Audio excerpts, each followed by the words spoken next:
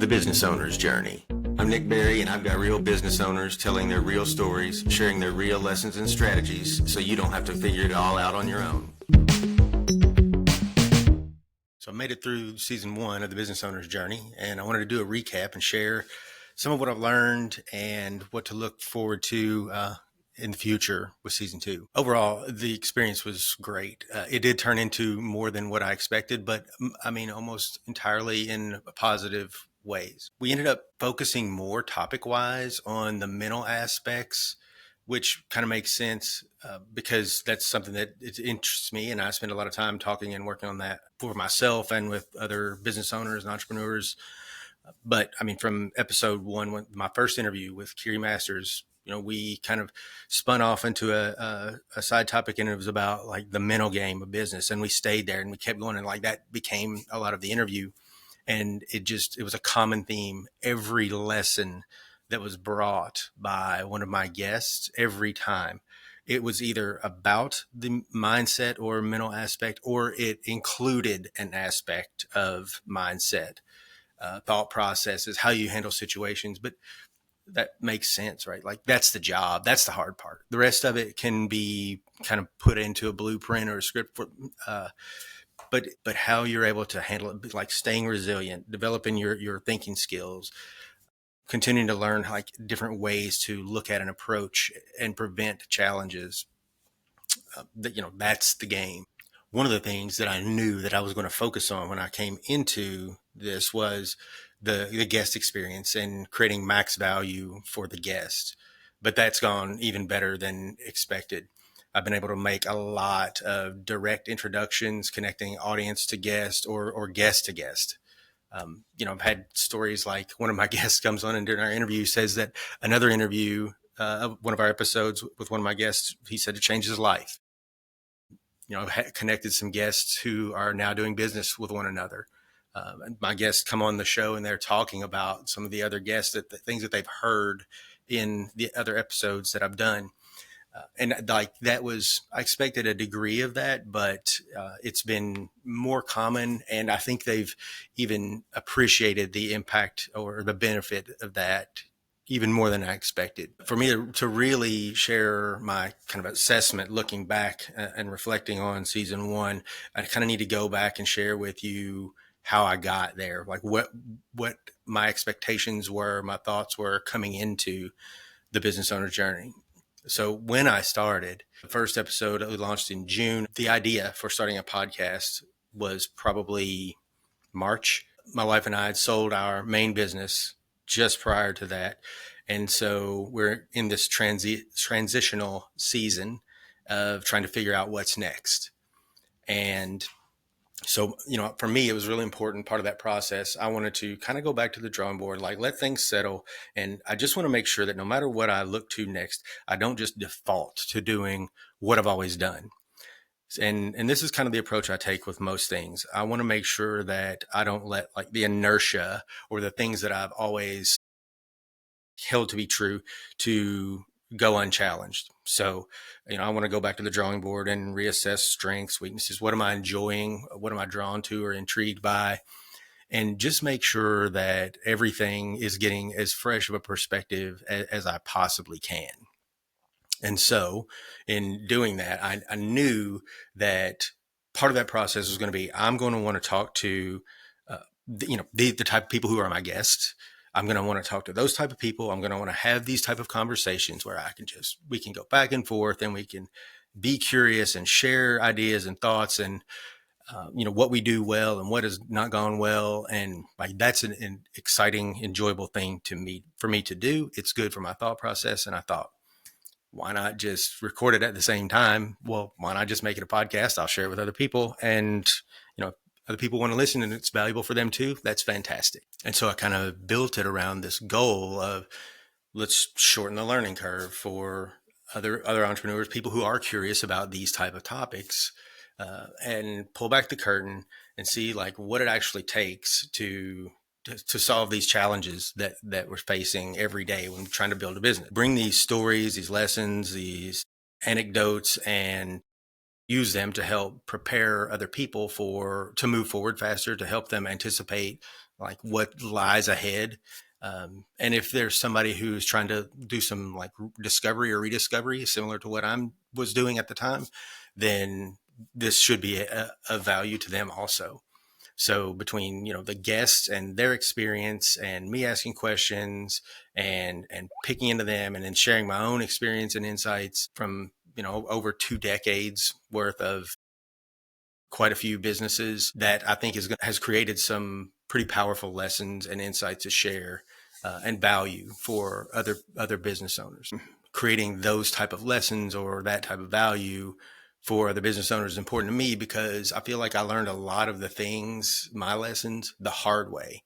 And I don't really think that it doesn't have to be that way for everybody. It's going to be hard enough. Even if you've got people in your ear feeding you the answers, it's going to be hard.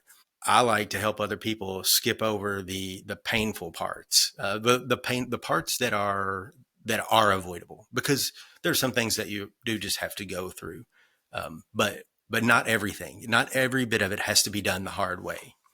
And I think for that audience, like frameworks, anecdotes, stories, they tend to resonate really well. And I think that's just lends itself perfectly to a podcast. So that was the big part of what got me thinking about doing the podcast. Then there are some other things that I felt like would be ancillary benefits that I wanted to make sure that I tried to use it to improve for myself. One of the things was just working on my own personal brand. I know that I needed to, whatever my personal brand was going to be, my messaging was going to be, I was going to have to work on that because all of my businesses before, we did not build my personal brand.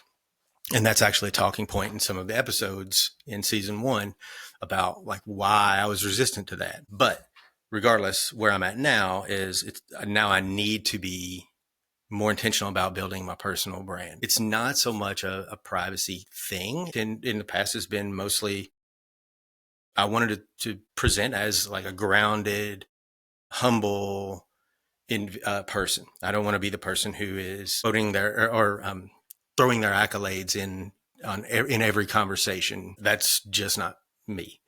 And I don't think it has to be that way, right? There's a middle ground, and that's what I'm focused on, like finding for myself, because I think the humility and being grounded is great, but it doesn't have to be to the detriment of people knowing more about why they need to know you or why they should or shouldn't know you.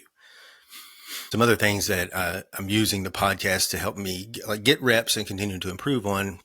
One is just reframing how I tell my story. I need to be able to talk about the things that I've done and the experiences that I've had in ways that are relatable to other people who are in those situations. Having not been the guru for our businesses and not being out in front, most of my time was spent communicating internally, preparing our staff to then be external facing. Now I'm having to make the adjustment to speaking more directly to the audience. And so this has been really valuable for me to continue to get reps working on that. And then lastly, one thing that I knew that I was not going to be able to neglect is like my sense of humor is sarcasm and like self-deprecation. That's just kind of my default setting. And I knew this is not the place for that. That will not land here well. I wanted to make sure that we didn't remove humor from the conversations, but I knew I was going to have to make some adjustments, and I wasn't going to be able to, I can't just sit here and like make fun of myself or be sarcastic the entire time. So that was something I had to set out to do intentionally. And that was a pretty easy adjustment to make.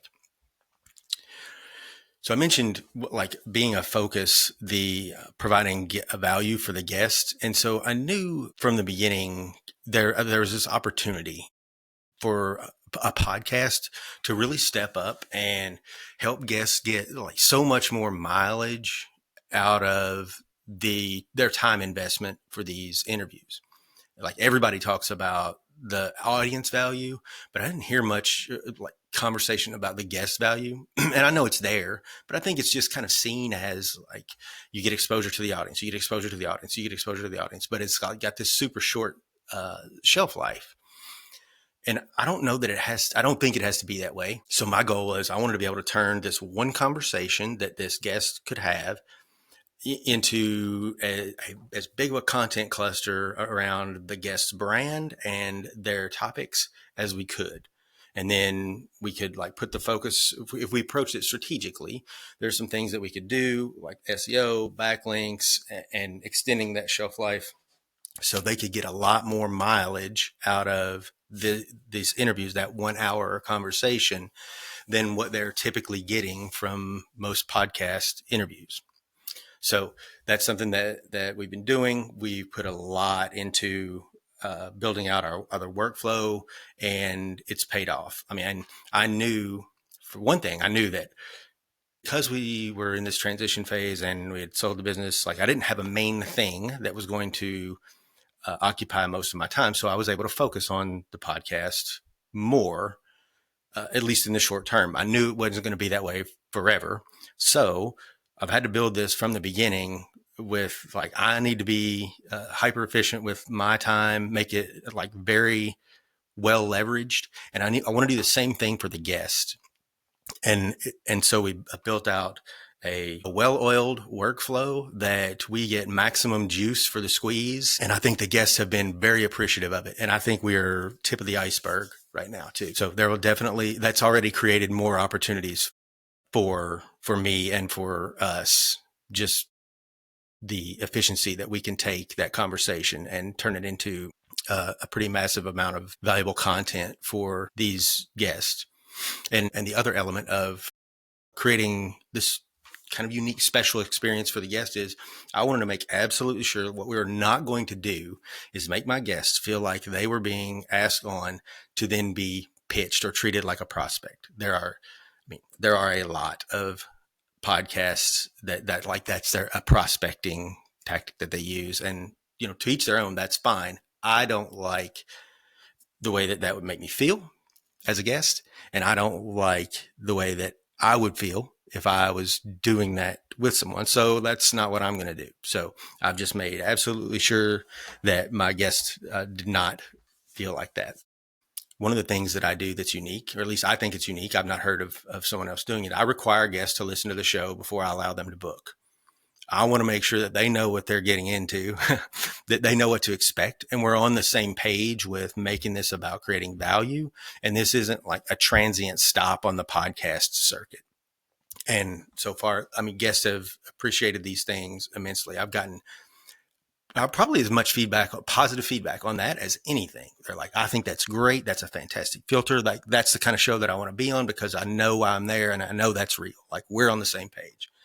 So there was one more element that went into my decision to start a podcast, why I chose a podcast. And it ties back to the getting more mileage out of the time investment for guests.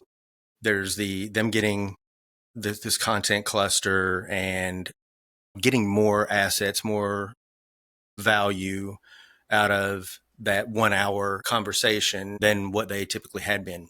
I also think that there is a way to do more for their online presence than just have these assets out there. I think there's a strategy to it. At this point, I think everyone can use podcasting for their business in some way. Now, it doesn't necessarily have to be exactly the way that what you've seen. You don't have to like launch into this indefinite endeavor. I think that everyone can use podcasting in some way to reach their business goals. I think it's particularly good for creators or anyone whose brand isn't quite as refined as it needs to be. Like I'm a perfect example of that. Like there's things that I needed to kind of hone in on, sand down, figure out, polish up. That's what I'm doing here. I'm just getting rep after rep after rep. It's been enlightening to me to think about all of the possible ways that podcasts could be used that I don't see many people or anybody doing some of them. A few other lessons, things that I've picked up as I've gone. Managing my time has been a bit of a challenge. Not so much because of the volume of work that goes into a podcast, although there is a pretty good volume of work that goes into a podcast.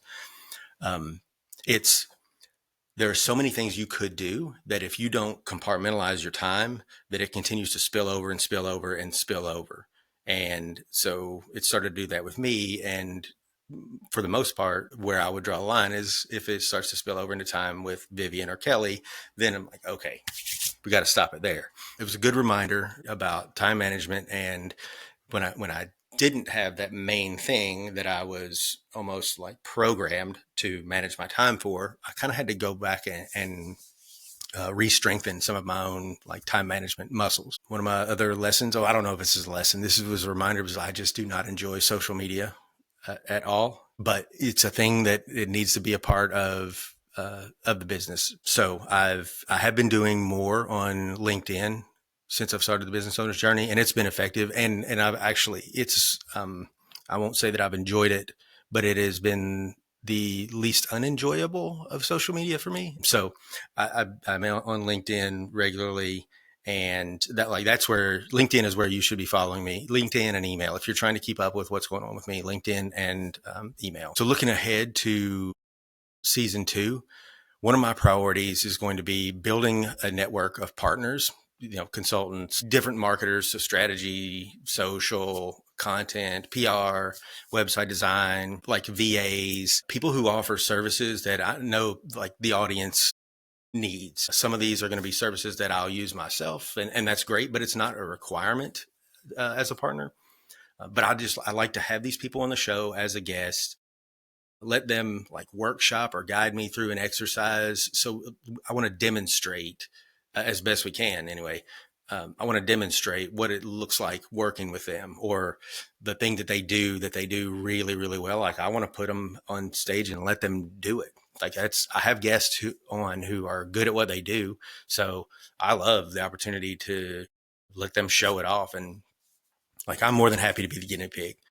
I definitely don't mind learning like that. And so that way the listeners are going to get a feel for like how they operate, and then easier for me to confidently recommend them. Or if they're doing something of mine, then I'm happy to say like, hey, if you're looking for this, you can see an example of their work right there on my website or this show or whatever. And so I can speak to the experience firsthand. Another thing that for season 2, I want to continue improving as a host. I need to be a better interviewer. I've improved over the course of season 1, but I think there are always just a lot of questions after the fact that I'm like, oh man, I wish I had known that. But then that kind of spins into the next thing. So I really enjoyed doing the 12 days, the mini series at the end of season 1. And I just think that there's a lot of value in having guests on multiple times, because it's like every time when a guest leaves a conversation, we're both like, oh, we already kind of know what the next thing we should talk about is, when can we do it? So like having guests come up back on multiple times, with Haley Perlis in season 1. I mean, I think we split one of hers up into 2 parts, but she actually did like 3 appearances, and it was fantastic. Like we get better, more honed in on our styles of communicating, but then also like where the value is in the conversation, and we can both go there. And I also like we're for season 2, and we've already started recording some of the episodes, but we're doing more of the workshop or exercise type interviews where we can put me and put the guests out there and like let them show their stuff and shred me. And I'm here for it. And I'm looking for more guests who are also here for it. If you've got the chops to come on and we can demonstrate your skills somehow during the interview, let me know. Let's talk. And the last thing that I'll say is I want to create even more opportunities where I can hear from the listeners. Now, I love getting the feedback, the stories, how you've applied something. Stories like my guest who said that listening to the Haley Perlis episode changed his life. Like that is impactful. And it's not just to me, it's impactful to other listeners who might be privy to hearing that if you share it with me. So I ask you, please continue to reach out and share your stories with me. I share the feedback, suggestions. I try to always look at it like this. You chose to listen to me today, and you chose to listen to hopefully all of season 1. And I appreciate that. So I'm going to keep bringing you things that I think you need to be thinking about and the things that you need to know as you're trying to build your business. I'm excited about season 2. I really have enjoyed doing this. So thank you again and enjoy the rest of your day. Thank you so much for listening. If you found the show valuable, you can say thanks and show your support simply by taking a quick second to like, share, and comment on the show. You can also find more information about each of my guests, all of the resources from the show, and myself at nickberry.info/TBOJ.